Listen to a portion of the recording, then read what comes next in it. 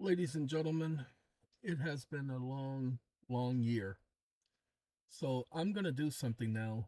I just put this in the GPT. I'm starting this GPT based upon these facts here because, they claim that the borrower's home has to be attached, and that's a lie. That there has to be a house attached. No, there isn't no has to be a house attached clause in anything. The bank is agent for the borrower.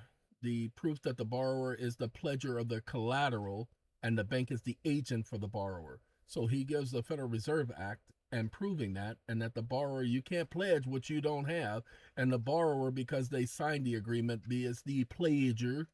So the borrower as the party whose promissory note is being pledged, and the pledge is made free of encumbrances as a condition of the precedent to the precedent to the bank's ability to act as custodian. You see, the bank couldn't act as custodian of the note. Pay attention.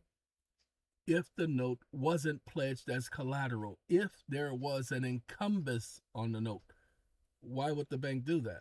That makes no sense, doesn't it? So anyway, he is proving that proof that the borrower signed the note is a deposit, not a loan request. Now, statutory classification, a promissory note delivered to a member bank is a deposit. Under Title IV of the Federal Reserve Act, Congress classified eligible notes as securities and obligations capable of being pledged, deposited. This is not an interpretation, it is a statutory language. Okay? This is the determination. The note delivered to a bank is a deposit because the act calls it a deposit. The value is received at par, which is the statutory definition. I didn't make that up. Now they say, well, if it's a deposit, well, you gotta be secured by a U.S. obligation. Let's look that up. Not there.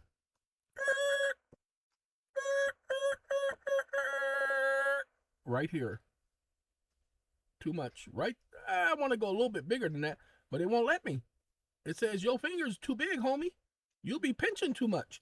I don't wanna. Anyway, subject to limitations, restrictions, and regulations. Federal Reserve Operating Circular number 10 are those restrictions, limitations, and regulations that the Federal Reserve Bank may prescribe.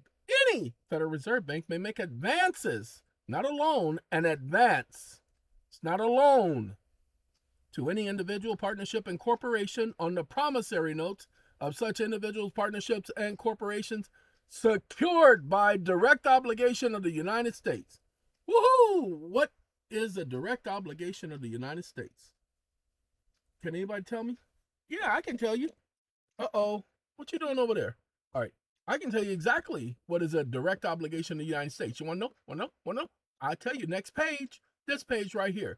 Under the new law, the money is issued to the banks in return for government obligations, bills of exchange, draft notes, banking acceptances, trade acceptances. The money will be worth 100 cents on the dollar because it is backed by this junk right here: notes, draft, bills of exchange, government contract obligations.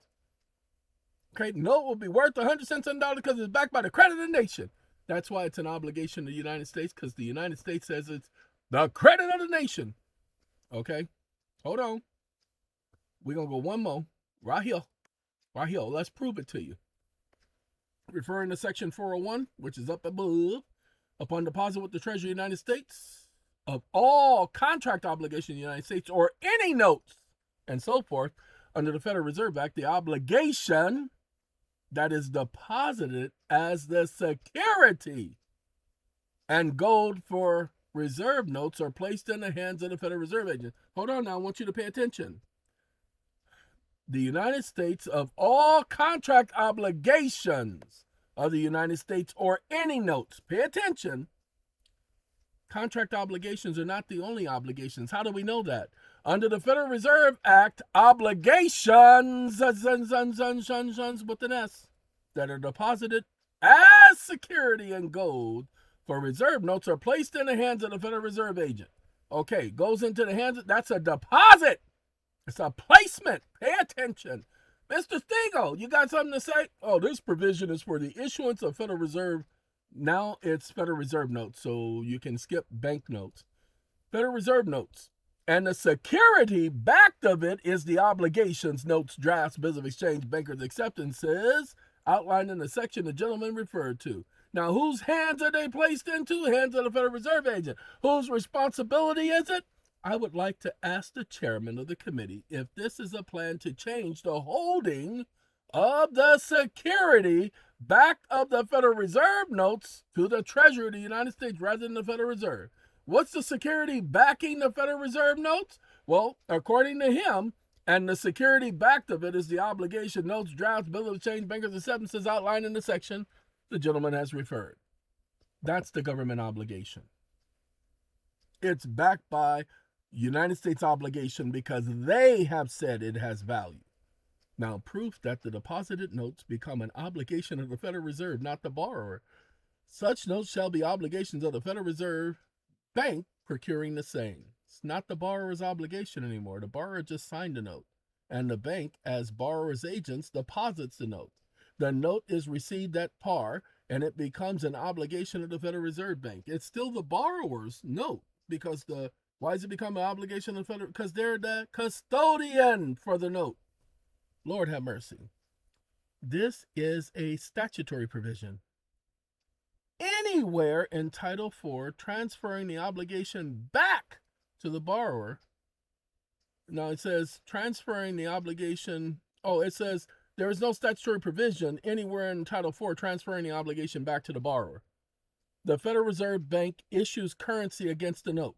Yes, therefore the obligation necessarily shifts to the issuer of the currency. Shh. That's why it's deposited, ladies and gentlemen. That's how they benefit. That's called fractional reserve banking. Has nothing to do with the deposit, the so-called discount window.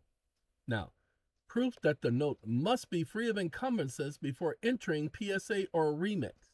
Now, free of liens and encumbrances. That's the BIC agreement. Shh, don't tell nobody. ASC says the exact same thing. Proof that claiming a lien on the borrower's home is legally inconsistent with the Federal Reserve Act because it's deposited at par. The remix requires it to be free of encumbrances. I don't care about the trade. I don't care about the trading of it on the market. What their policies require. You have to get past these original stages first before you can worry about how it's traded on the market. It's not a simple contract. And even if it was a simple contract, that means that it's not an obligation to pay, Your Honor. Your ignorance. You follow me? All right, gotta let y'all go because I'm tired. Hey, don't say you didn't learn nothing. Yeah, I'll give you this one too. He's ready for you. I started this one anew for y'all, so y'all could have it. So the link will be in the description. As always, look to the description whenever you see links at the end of the title. Bye-bye.